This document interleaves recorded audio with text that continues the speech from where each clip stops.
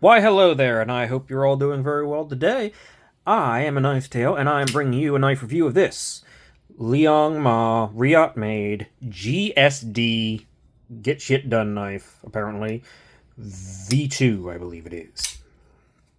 And yes, there was a whole kerfuffle, let's call it, around Liong Mah, and I'm not saying that you should buy his knives.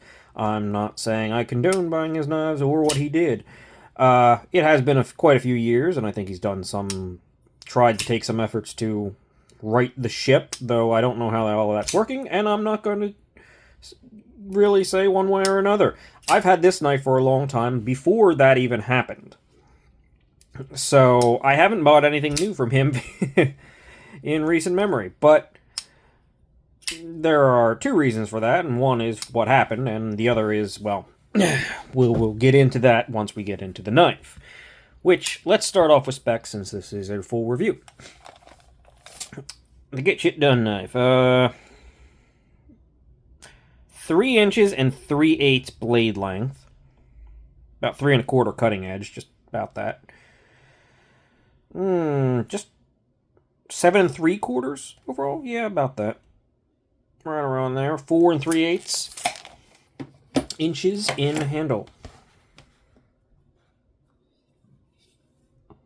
Comparisons to our resident small knife, the Civivi Elementum, and our resident full-size comparison for the Civivi Conspirator.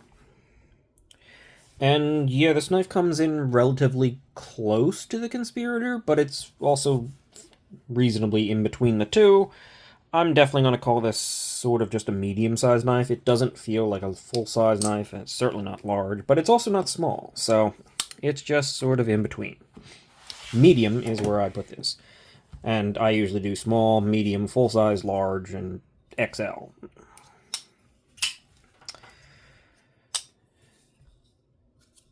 Where is... yes.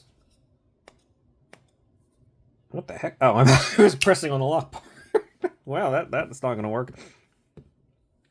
For grip length, you actually have slightly under 2 AA batteries for actual grip.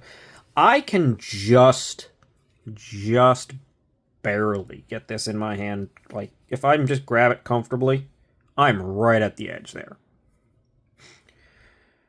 So, bigger hands, possibly not going to get a full grip in there. I mean, I guess you can squeeze real tight, go up over the edge. So yeah, you could probably get in there, but comfortably, I don't like using this joil. It's not quite big enough for that. Single knuckle bat at most. You can definitely get a full grip on it, but it's might be tight for some XL size hands.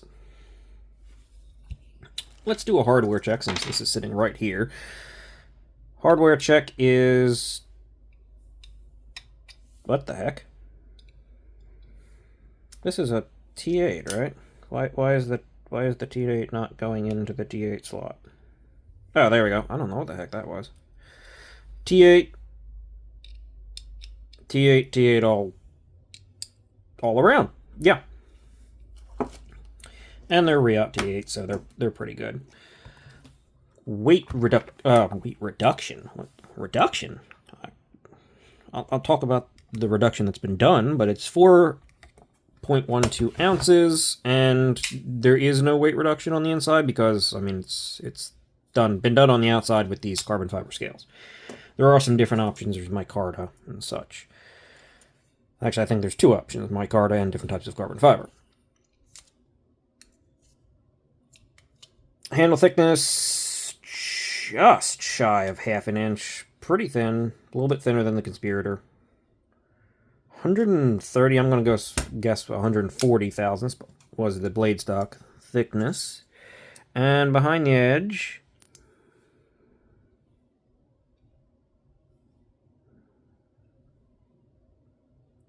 pretty darn decent, 12 to 13 thousandths on this particular one.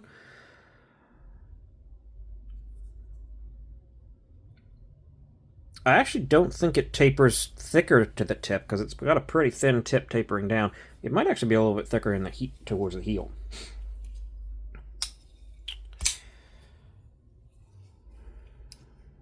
Alright, that finishes up our most important specs and such. So what are we actually looking at here? A hand satin M390 blade. I don't like the big logo right there. Just move that off. I mean, you put that there, right? Just move it. Don't like it on the bevels. Don't like it to be too big. But it is what it is. This is a drop point blade with a fuller that can be used for reverse flicking, though it is a bit tight. I cannot really use this for thumb flicking at all. It's primarily a flipper knife, which, aside, assuming you're not on the lock bar, does work pretty good. It's very snappy, very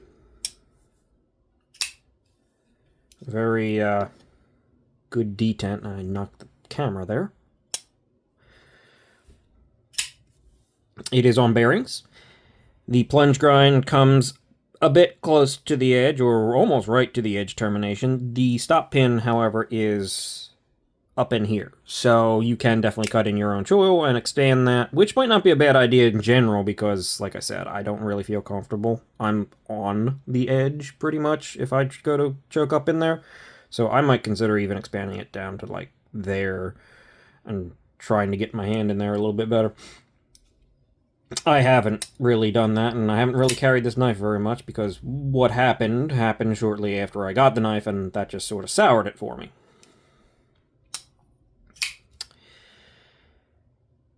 Where was I? It's a bolster. I don't know if this really could be considered a bolster lock. It's kind of a bolster lock, but it's not, you know, full. It's not just a bolster. It's a frame lock. I don't know. It's something in titanium. With, I will say, a very nice, very light orange peel finish over the entire thing, and it's a very nice touch. It is very attractive. With a good, relatively attractive pivot, in fact. It is captured.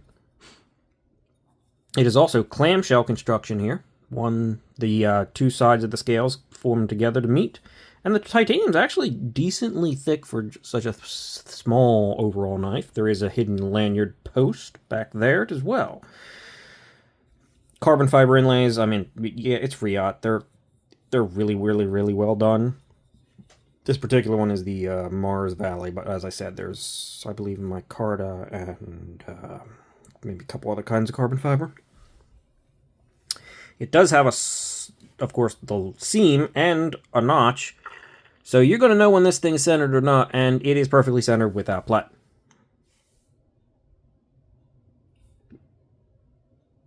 Yes, it is. It has a surprisingly deep carry. I mean, that's pushing into the realm of what I'd almost consider deep carry. I mean, you're only having that much out of you're basically what? You're all the way up to here. That's darn near deep carry. Titanium milled pocket clip. Rounded, nice, softened. It does have the ball on the end, which can be a little bit tricky, and it doesn't have the most flex in the world, so this might suit some people, might not work for others. It hasn't really caused me too much problem. The ball does seem to work. Let's just double check that. Haven't had it in the pocket for a while.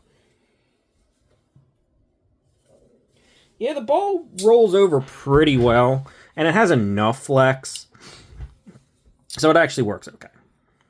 It is seated down. It's only one screw, but it's seated into the carbon fiber so it doesn't move. Good touches there. Overall, it's a very attractive knife, and it's a very, very well executed knife on the part of Riot. Oh, lock bar insert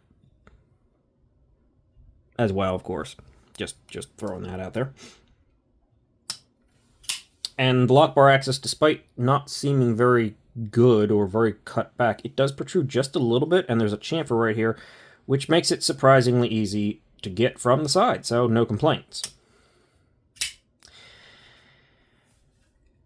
There are, however, some complaints, and why, regardless of your feelings on the designer, regardless of your feelings on what happened, I cannot recommend this knife. And I'm sure you're saying to yourself, if you watch this far, what the heck do you mean? Everything here is pretty good, right? I mean, it's actually pretty great. It's very nice. Except for the price. The price on this knife, I believe this particular variant with the the basic variant with the micarta, I don't think had the orange peel texture, so it was even more plain and basic. But this variant, last I checked, I believe was around $475, $485, something like that. I'm pretty positive it was north of four. It was decently north of $450. Yeah, no, that is at least $100 too much. This is a nice knife. There is no doubt about that. But even now, and this is, it hasn't changed since it came out. So it came out several years ago, quite a few, at that price point.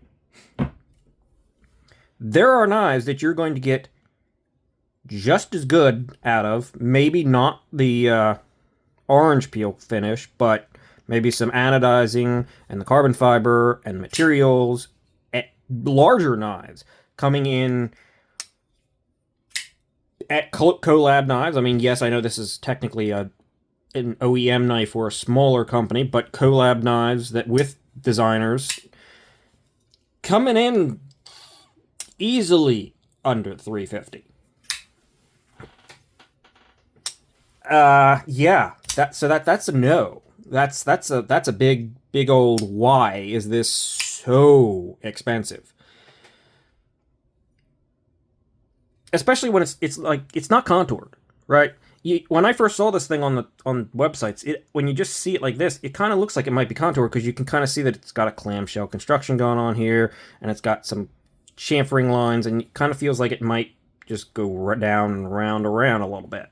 It doesn't. It's completely flat. So there's contouring on the clamshell, but there is nothing here that is saying this is a nearly $500 knife. I bought this relatively early into my knife collecting.